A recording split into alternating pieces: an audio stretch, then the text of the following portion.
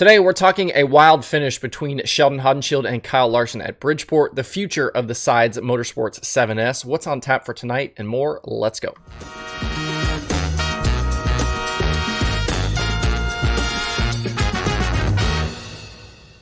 Today is Wednesday, May 18th, 2022. Welcome into Dirt Tracker Daily. I'm Justin Fiedler. I hope last night you didn't get turned off by the early tire issues for the World of Outlaws at Bridgeport and stayed up to watch that feature. We've talked about Bridgeport a lot on the show. I really like the racing there. It rarely disappoints. And last night looked like it was going to disappoint, but then it didn't. What a race it turned into after a little bit of track work. Early in the night, it looked like we might be headed for disaster with the track conditions and tire issues. I knew something was up right away in qualifying. The night's quick time by Sheldon Haudenschild was a second and a half slower than the two previous Outlaw quick times at Bridgeport, and it was a 2 full seconds slower than the track record just set by Brent Marks a few weeks ago. Pictures of tires started popping up on social media, and guys were wearing them out in qualifying and in the heat races. When Justin Whittle won Heat 4, the track definitely looked like it was already taking rubber. Before the night's feature, they did some much-needed track work, and it paid off in a big way. Donnie Schatz picked up his first dash win of the season last night, and he started on the pole of the feature. It was his first pole position for a feature with the World of Outlaws since Black Hills in August of 2021. His time out front didn't last long, though, as on the start, Sheldon Haudenschild was able to get by for the early lead. Things out front were pretty secure, for the 17, but as we approached 10 laps to go, that white 57 machine was on the move, and the race was on. Larson actually took the lead on lap 16, but Sheldon didn't go away quietly. The two drivers officially traded the lead 4 times over the final 10 laps, but when a caution came out for an exploded right rear tire on Casey Kane's machine with 4 to go, Larson was out front and looking good with no lap traffic in front of him on the restart. Once green again, though, Sheldon got the high side working and he grabbed the top spot with 3 remaining. 2 unsuccessful slider attempts later, and it was the 17 machine riding off to victory with Larson second, Schatz third, Logan Schuchart fourth, and Anthony Macri in fifth. Schatz and Schuchart had a really nice battle for that third position behind the leaders, with Schatz eventually coming out on top. The win was the 3rd of the year for Sheldon and 25th of his career. That puts him in a tie with Larson for 25th all-time with the Outlaws, ahead of Ron Schumann, and both of those guys trail Paul McMahon and Tim Schaefer.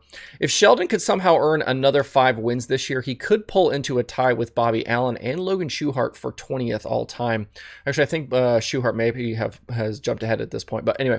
As for the ongoing points battle, things didn't change a whole lot, with David Gravel ending up 10th after starting 7th, with Brad Sweet 12th and Carson Macedo in 13th. When the series hits Attica on Friday, Sweet will bring in a 20-point advantage over Gravel, with Macedo 44 back in 3rd. Sheldon is 58 back in 4th, with Logan Schuchart now within 100 points. He's sitting 86 out. Spencer Bayston continued his top 10 streak with a 9th place result, and he's tied with Schatz for 6th right now. James McFadden, Jacob Allen, and Brock Zierfoss complete the top 10 in the standings. So teams are off today and tomorrow, and back racing Friday and Saturday in Ohio. As for the future of the Jason and Paul Sides-owned 7S machine, we should apparently have a resolution today on who the driver will be for the remainder of the season. Johnny Gibson mentioned a Wednesday press release, as did Jeremy Elliott. Supposedly, it isn't Tanner Thorson, and there were other rumors about potentially Ian Madsen, but we know that's also not happening. We'll see Madsen in the Demian Rudzik 49X this weekend at Attica. I saw a lot of other names thrown out last night, but as of me writing today's show and recording this, there has not yet been an announcement, so stay tuned to the social medias today for when that news eventually breaks. With the Short Track Super Series last night, the North region took on Outlaw Speedway in New York, and the feature was plagued by several cautions. Matt Shepard started from the 6th position, but he was up to 2nd before 15 laps were even complete of the 50-lapper. It was only a few laps later that he made the move on race-long leader Billy Decker, and from lap 18 to the finish, it was all Superman out front. There was a caution with 4 laps to go for Matt Williamson, slowing from the 3rd position with a flat tire, but on the restart, Stuart Friesen couldn't mount a serious charge. Shepard drove on to the $5,000 win, which was his 2nd North Region score of the year.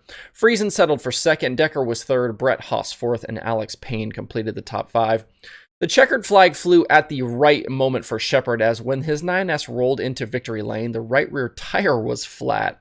It was his 24th career Short Track Super Series win, and he'll maintain the points lead when the North region next goes to Bloomsburg Fair on June 7th. The South region will be at New Egypt next Tuesday night, May 24th.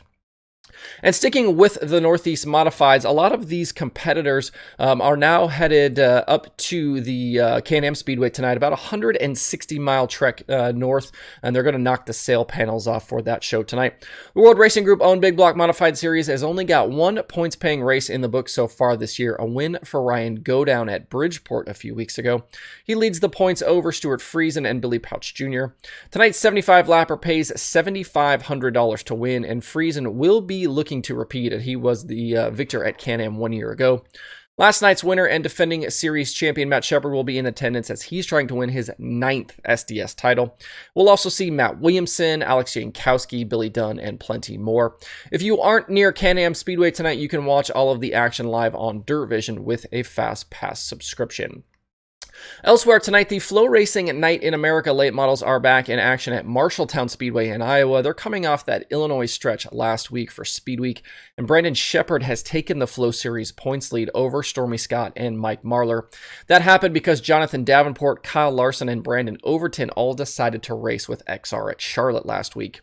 Lucas Oil Late Model Dirt Series is at 300 Raceway and 34 Raceway this week, so I guess we'll get a lot of those Lucas regulars in the field tonight before the racing takes place this weekend. I wouldn't expect many Outlaw full-timers as they begin a 3-race Pennsylvania swing starting tomorrow at Bloomsburg Fair. Ryan Gustin could actually be in attendance tonight, but that's a serious 14-plus hour jaunt to make after tonight's racing all the way back to Pennsylvania, so we'll also have to see how that plays out. According to Dirt on Dirt, we should see Shepard, Tim McCready, Stormy Marlar, Ricky Thornton Jr., Tyler Erb, Bobby Pierce, Billy Moyer Jr., Ashton Winger, and a lot more guys tonight. They'll be racing for $22,000 a win, and Ben Shelton tweeted this morning that will be the richest paying race in the history of the racetrack. Also on the card tonight are IMCA stock cars and IMCA modifieds. As you might have guessed, the racing will be live on Flow if you cannot get to the track. If you need a Flow subscription, click the link below in the video description or at dirttracker.com and grab one. That gives you access to a bunch of dirt racing and a whole lot more on Flow, and it helps me out at no extra cost to you.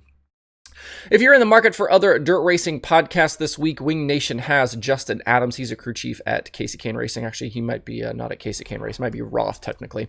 The Dirt from Knoxville has Clinton Garner, which just came out this morning. Dirt Tracks and Rib Racks has Logan Calderwood, and there are new episodes of Open Red Credentials Denied, The Dirt Reporters, Passing Points, and The Dirt Nerds. To see the full list of shows and episodes, head over to dirttracker.com/podcasts. And it's another pretty busy weekday on the streaming services with 5 shows on tap. Dirt Vision has the Super Dirt Car Series from Can-Am and Micros from Millbridge. And like I said, Flow Racing has the Flow Night in America series at Marshalltown. They've also got weekly racing from Action Track USA and Flow 24/7. To see the full daily streaming schedule with links to watch, visit dirttracker.com/watch tonight. That's it for the show today. Have a good Wednesday. If you have thoughts about the topics on today's show, please leave them in the comments below or tweet at me. Thanks everybody for tuning in. We'll see you tomorrow for more Dirt Tracker Daily.